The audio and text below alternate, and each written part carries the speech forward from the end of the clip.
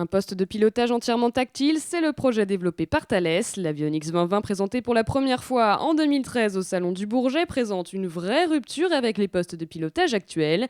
Il était donc tout naturel que le démonstrateur soit du déplacement à Farnborough cette semaine pour montrer aux acteurs de l'industrie aéronautique civile et militaire tout son savoir-faire. Les grandes ruptures qui sont proposées à travers Avionics 2020, donc il y en a trois par rapport à une solution de cockpit actuelle. La première, c'est d'avoir un design qui soit centré sur l'humain, donc simplifier sa charge de travail, réduire sa charge de travail, avoir une meilleure compréhension de la situation et diminuer le training. Pour ça, ça passe à travers des interfaces qui sont tactiles et plus simples à appréhender pour le pilote, notamment des interfaces qui ressemblent à ce que vous pouvez avoir sur un iPhone par exemple ou un iPad.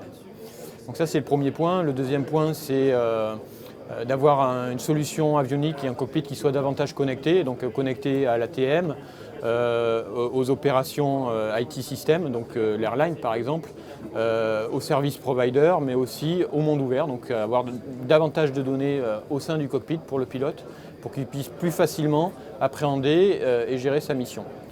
Et le dernier aspect de ce cockpit en termes de nouveauté, c'est sa capacité à être customisée et à être ouverte, une solution qui soit suffisamment ouverte, donc customisée pour ou par le client lui-même, donc le airframer par exemple, pour adapter la solution à son propre usage et créer ses propres différenciateurs et avoir la capacité à intégrer des éléments provenant de tiers. L'interface est sans conteste l'élément le plus complexe à concevoir pour Thales, qui s'est entouré de chercheurs, développeurs, mais aussi psychologues et médecins, tous suivant un objectif commun: faciliter, aider et simplifier le travail du pilote. Vous prenez un cockpit actuel, les interfaces du cockpit sont, vous avez un système dans l'avion et une interface. Et finalement, le cockpit, ce n'est que la juxtaposition de cet ensemble d'interfaces pour le pilote, et on demande un travail nécessaire au pilote pour intégrer l'ensemble des informations pour gérer sa mission.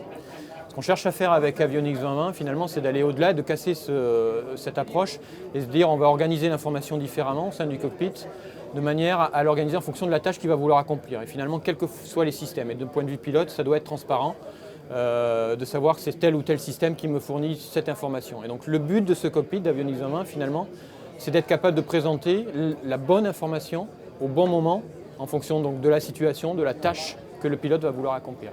L'intérêt d'Avionics 2020 donc pour le pilote, il est clair, hein, c'est réellement l'aider à plus facilement gérer sa mission, donc réduire sa charge de travail, avoir une meilleure compréhension de la situation, donc au final améliorer la safety. Et puis un autre aspect, c'est réduire l'apprentissage. D'un point de vue, après si on se place d'un point de vue davantage opérateur, donc celui qui exploite finalement l'avion, l'intérêt il est clair, c'est vraiment avoir des économies quant à la capacité à réaliser une mission de manière beaucoup plus efficace. Donc que ce soit pour un avion d'affaires, mais aussi un hélicoptère par exemple, arriver plus vite sur un point de sauvetage ou effectuer plus vite une mission de recherche et de sauvetage par exemple.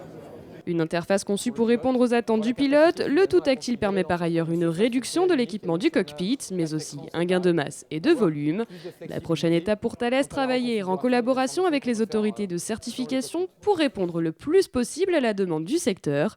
Petite démonstration de l'ergonomie ainsi que des fonctionnalités d'Avionics 2020 avec Guillaume Lapéronie. Un des premiers points, c'est l'interaction tactile dans ce cockpit, donc simplifier l'interface pour le pilote, donc interagir sur une carte par exemple, comme ceci, faire une rotation, faire du zoom in, faire du zoom out, et finalement retrouver des modes d'interaction très simples qui sont naturels, qui respectent le raisonnement du pilote, centré sur l'avion par exemple, etc., centré sur le nord, etc., revenir à une vue globale, etc. Une vue 2D qui représente l'ensemble du plan de vol pour le pilote, sur lequel on peut venir interagir graphiquement pour venir modifier ce plan de vol en temps réel de manière graphique.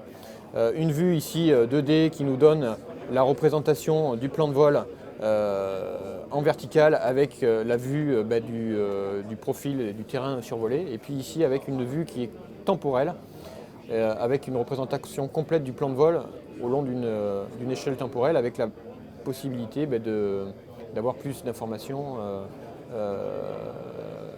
sur les informations du plan de vol. La mise en service d'Avionics 2020 devrait se faire progressivement à partir de 2020, comme son nom le laisse supposer. La gestion de la mission pourrait être la première à être certifiée pour ensuite étendre le périmètre fonctionnel à l'ensemble de la suite avionique.